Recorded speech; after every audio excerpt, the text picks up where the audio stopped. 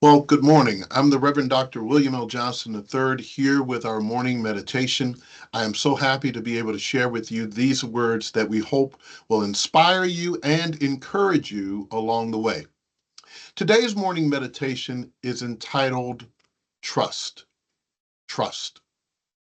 Let me begin by sharing a little bit of my story with you. I think it's important for me to note that as I share this message on trust, that I'm encouraged by what it brings to mind for me. Uh, Let me first start by saying that I've had many relationships and different kinds of relationships in my life. I've had friendships, I've had family, I've had those who've gone to school with me, I've been with coworkers, I have even raised children, I have found love in life, I've experienced the gamut of relationships. And in every relationship, no matter what they look like, whether it be employer or employee, whether it's been me being in leadership or me following leadership, everything in that gamut of relationships anchors and centers on one word, and that's trust. And when we talk about trust, we are aware that trust is one of those things that, as often as we are mindful that it is the building block for which we build everything else. It is that which reminds us that in the face of everything that we see and everything that we engage in, that trust is really this definition, according to Oxford. It is a firm belief in the relationship or in the reliability, rather, or the truth or the ability or strength of someone or something to be what it is or what it has professed itself to be. In other words, as we start to think about trusting relationships or to have trust, we are aware that in the climate in which we are in, it is really difficult to lean in to trusting people. And so many of us have found ourselves navigating through life almost with at a point of cynicism. We found that the things around us, the people around us, the institutions around us, those things in which we once believed in, once thought that we could trust, now have proven to be untrustworthy. We've had friendships to fall apart. We've looked around to those in authority and discovered that they did not carry that authority with a certain degree of dignity. We've discovered around us to those we work with and those we are friends with that even in the best of times or even in the worst of times, we've discovered that those friendships, those relationships are not always reliable and we have to fend for ourselves. Whatever your place is right now, I engage you and have you to take a moment to think about the things that you really do trust, the people that you really do trust, who've proven to be trustworthy. And many of us have found that even in those relationships, it's hard in this climate in which we are in to really anchor ourselves on something that we can truly trust. Not because they did not want to, or the circumstance or the situation or organization did not desire to, but circumstances in life will challenge us in our ability to trust in them. In fact, if we were to be honest, we would be able to look in the mirror at ourselves and say, there's some things we might not even trust ourselves on, like being around a box of Krispy Kreme donuts, or some oatmeal cookies or chocolate chip cookies, or being able to come through when times get hard or when we've been triggered and we've experienced some trauma. In other words, our lives are this basket full of contradictions sometimes, and it's hard to hold on to something or someone that we can trust.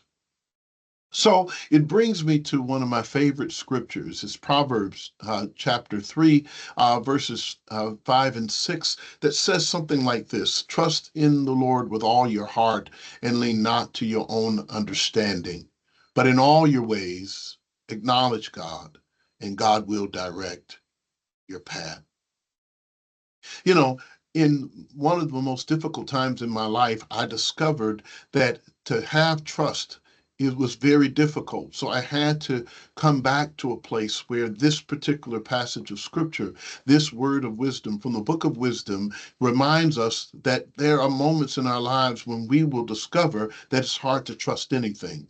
And it's important to be able to note that there are some things that are out of our control.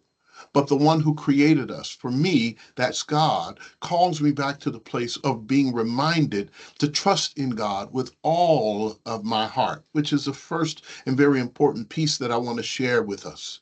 In order to trust something, it means that we have to lean in all the way. Now, here is the challenge for us. When we are saying we trust something or trust people or engaging in people, maybe the very indication, as I was talking to a good friend of mine, is that we're leaning in halfway, but not all the way. And so that if you trust it barely, if you don't really engage it, you never really test it to see whether or not it's truly trustworthy. So that when we are not trusting, then our fears overrun us. And our fears then make us doubt what it is that we're leaning into. So we don't really give it a chance to see whether it works or whether it has the ability to hold us up or whether it will come through in a pinch or whether it will be there for us when we need it, because we don't trust it. Therefore, we don't lean into it, and it becomes a self-fulfilling prophecy, so that we drive people away rather than bringing people closer to us. We don't invest in the organization because we don't believe that the organization is going to be there, and therefore the organization fails, the relationships fail, the schools fail, our families fail, because we never really trust them to do what it is they should do, because everyone in the circle is moving from a place of cynicism and distrust. You understanding what I'm saying? I hope that what I'm getting to is I'm encouraging you to lean in to the things that you trust in. Lean in to the people around you, whether they can do what you think they should do or not. You should lean into it so that you do what you should do, even in those relationships. Those of us who've had relationships, friendships, engagements, jobs, we went after our dreams and it didn't pan out the way we wanted. The real thing is whether or not we gave everything we could to it. And if we did, then the reward comes in the giving our best, and we just know that it was not what it should have been. I think there are not many things worse than to have invested yourself halfway into something and have doubts on whether or not you've given your best to it, and then surmise that it just wasn't worth it when you knew that you didn't give your all.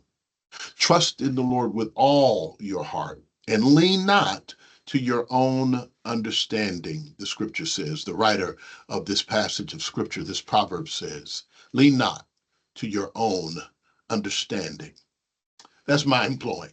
Because if there's anything about us being human beings, we want to understand it. If you can make us understand it, then we might be more prone to trust it. That's usually how it happens. But the writer of this proverb says something different. Says you need to trust it first. You need to trust God first, and then don't lean on your own understanding. We want God to explain it to us, and to explain it in a way that we can receive it and understand it before we ever begin to trust. That is not the way that the writer offers it to us, and is not the way real life happens either. There's some things you have to step out and do, whether or not you understand it or no. You have to do it. You have to engage it. And the truth is that most of the things in our lives we really didn't understand. No one explained to us that to take our first steps and help us understand and explain it to us, we had to just start taking those steps. And then we went back and learned how to understand what taking a step would be. And that is what we, those of us who are theologians, understand about theology. When we talk about God, we're not telling people everything that we know about God. Theology is the study of what God has already done in the lives of people and in the world. And when we have experienced it first, then we go back to look at it and try to understand it. So here's what I'm giving to you and sharing what the scripture says, or what this proverb says. Trust in the Lord with all your heart, everything you got. You might as well. You've lived this long. Why not try something with all your heart? What are you saving it for? I've heard people talking about, I'm going to protect my heart. I'm going to protect my interests. Well, if you're protecting yours and everyone else is protecting theirs, who's really invested in the thing that is most important to all of us? Probably no one. So it takes somebody to lean all the way in. And what would happen if we all did just that? There are failures in life in which we discover that they probably fail because we never committed ourselves fully to it. I'm going to leave it at that. I have a part two to this I want to share with you. Trust in the Lord with all your heart and lean not to your own understanding, but in all of your ways, acknowledge your Creator, and your Creator will direct your path. In everything you think about, if you took a moment and said, God, what do you want me to do?